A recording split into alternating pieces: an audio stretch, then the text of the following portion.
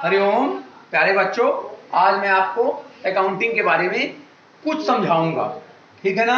Accounting क्या है, खाली समय में क्या करें, इसी को देखें और समझें। तो अकाउंटिंग क्या है, तो अकाउंटिंग में होता क्या है। क्योंकि पहले मैं बताऊंगा कि अकाउंटिंग में कौन कौन सी प्रक्रिया चलती है, कौन कौन से प्रोसेस होते हैं।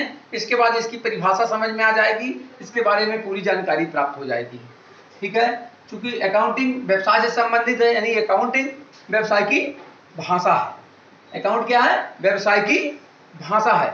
तो व्यवसाय में सौदे होते हैं, व्यवसाय में क्या होते हैं, सौदे होते हैं, व्यवहार होते हैं। लेन देन को सौदे या ट्रांजैक्शन या व्यवहार कहते हैं। ठीक है ना। इनको सबसे पहले इनमें इन प्रोसेस को अपनाना पड़ता है, जो 8 प्रोसेस है इनको अपनाना पड़ता है। तो पहला प्रोसेस है आइडेंटिफाई करना, पहचानना, सौदों को पहचानना, लेन देन को पहचानना। पहचानने के बाद क्या करना, दूसरा मेजरमेंट करना, यानी मापना, यानी कितने का है, 10,000 का है, 20,000 का है, 30,000 का है, 40,000 का है। पहचानने में क्या है, ऐसे ही सौदे पहचाने जा सकते हैं जिनको मुद्रा में व्यक्त किया जा सके, और दूसरे सौदे को नहीं लेना है। जिनको मुद्रा में व्यक्त या रुपए में व्यक्त किया जा सके उनको ही पहचानना है। फिर उनको मापन करना कि कितने का है, लेन देन कितने का है, ये जानना मापन कहलाता है। फिर इसका मेजरमेंट करने के बाद लेखा करना, रिकॉर्ड रखना। रिकॉर्ड रखने में क्या होता है, लेखा करना। लेखा करना यानी लिखना, अपनी पुस्तकों में लिखना। फिर इसका वर्गीकरण करना। वर्गीकरण करना यानी कौन से, वर्गीकरण में कई पॉइंट आ जाएंगे, कई प्रकार की पुस्तक होती हैं। जैसे रोकड़ बही केवल नगद व्यवहारों का लेखा, ठीक है ना। ये क्रय बही केवल क्रय से संबंधित व्यवहारों का लेखा जो उधार हो।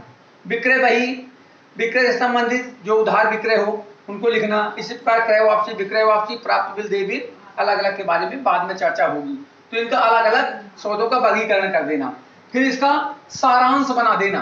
सारांश में क्या करना, सारांश में तलपट बनाना, तलपट की सहायता से व्यापार खाता और लाभ हानि खाता बनाना, प्रॉफिट एंड लॉस अकाउंट बनाना। इसके बाद बैलेंस शीट बनाना, जिससे व्यवसाय की आर्थिक स्थिति का पता चल सके। तलपट बनाना, तलपट से क्या बनाना, व्यापार लाभ। तलपट क्या कहलाता है, जो खाते बनते हैं, जो लेखा करते हैं, खाते बनते हैं, खातों का शेष जो होता है वो तलपट कहलाता है। ठीक है ना। उससे व्यापार खाता व लाभ हानि खाता बनाना और चिट्ठा बनाना। इसके बाद सारांश के बाद विश्लेषण करना, जो हमने बनाया है उससे हमको क्या जानकारी प्राप्त हो रही है, इसका पूरा विश्लेषण करना। उसकी फिर इसके बाद व्याख्या करना या इंटरप्रिटेशन करना, व्याख्या करना। और इससे क्या परिणाम होगा, भविष्य में हमको और कैसे कार्य करना है, इसकी पूरी जानकारी व्याख्या करने के बाद पता चल जाएगी। इसके बाद संप्रेषण करना, कम्युनिकेशन करना।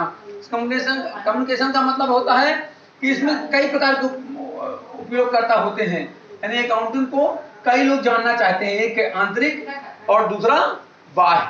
आंतरिक स्वामी ही जानना चाहता है कि मेरी व्यापार की स्थिति क्या है, ठीक है ना, उसकी जानकारी उसको प्राप्त होती है। और बाह्य उपयोगकर्ता, प्रबंधक भी जानना चाहता है, ठीक, तो उसको जानकारी प्राप्त होती है। बाह्य उपयोगकर्ता जो इससे जुड़े रहते हैं वो भी जानकारी प्राप्त करना चाहते हैं।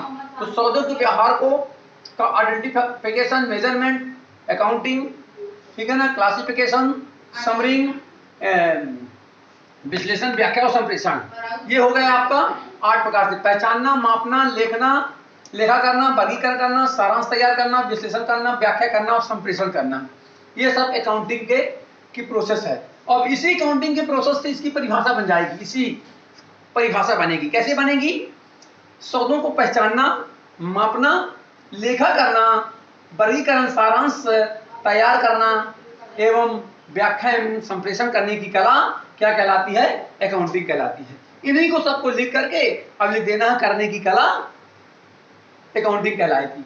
मतलब इतने से ही सब कुछ काम चल जाएगा। सौदों का या व्यवहारों को क्या करना, पहचानना, मापना, लेखा करना, वर्गीकरण करना, सारांश, विश्लेषण, व्याख्या और संप्रेषण करने की कला क्या कहलाती है, अकाउंटिंग कहलाती है। ठीक है ना, ज्यादा कठिन नहीं है। और इसी से फिर इसकी विशेषताएं प्रकट हो जाएगी। कैसे, ये कला एवं विज्ञान दोनों है। में कला और परिणाम दोनों की व्याख्या की जाती है, इसलिए विज्ञान है। कला है, ये लिखने की इसकी कला होती है, इसलिए इसको कला कहते हैं। मुद्रा के रूप में इनको व्यक्त किया जाता है, उन्हीं को सौदों को उनको लिखा जाता है, इसलिए इसमें मौद्रिक व्यवहार चाहिए। फिर इसमें एक निश्चित पुस्तक होनी चाहिए, इसका लेखा नियमित या प्रतिदिन होना चाहिए। ये हो गया विशेषताओं में। और विशेषताएं लिखनी है तो लिख सकते हैं कि सौदों को पहचानना, उनका मापन करना, उनका लेखाकरण करना, ठीक, व्याख्या करना या संप्रेषण करना, ये सब विशेषताओं में आ जाएगा। तो जो प्रोसेस है, जो इसकी प्रक्रिया है, अकाउंटिंग की जो प्रक्रिया है, ये 8 प्रक्रियाएं हैं। तो इन्हीं प्रक्रियाओं से इसकी परिभाषा निकल जाएगी, इसकी विशेषताएं हो जाएंगी, ठीक है ना, ज्यादा कठिन नहीं है। और इसके बाद देखना है लेखांकन का चक्र। लेखांकन का चक्र कैसे चलता है बच्चों, इसी से लेखांकन का चक्र चलेगा। तो ये दिया 3 पॉइंट ऊपर दिए, तीसरा, चौथा और 5वां, यानी लेखा करना, वर्गीकरण करना और सारांश बनाना, ठीक है ना। लेखाकरण, वर्गीकरण और सारांश, यानी पुस्तकों में लिखना और उसको अलग अलग पुस्तकों में सौदों को बांटना, ठीक है ना, और उससे सारांश बनाना, प्रॉफिट एंड लॉस ज्ञात करना, ठीक है ना, चिट्ठा बनाना, आर्थिक स्थिति की जानकारी प्राप्त करना, ये लेखांकन चक्र में आ जाएगा। तो इससे अपन को क्या क्या जानकारी प्राप्त हो रही है? 8 प्रोसेस। कितने प्रोसेस? 8 प्रोसेस। 8 प्रोसेस से इनकी परिभाषा लिख करके इनको पहचानना ही लेखांकन है, ठीक है। कि लेखांकन का चक्र भी इसी समझ में आ जाएगा कि लेखा करना, वर्गीकरण करना और सारांश तैयार करना लेखांकन का चक्र हो गया। और वर्गीकरण में क्या है? ये सभी बही यानी पुस्तकें, ठीक है, जो व्यापार में अलग अलग रखी जाती हैं, ये वर्गीकरण में आ जाएगा। सारांश में तलपट व्यापार खाता और लाभांश का चिट्ठा आ जाएगा। और इसी से विशेषताएं प्रकट हो रही हैं, देख लो।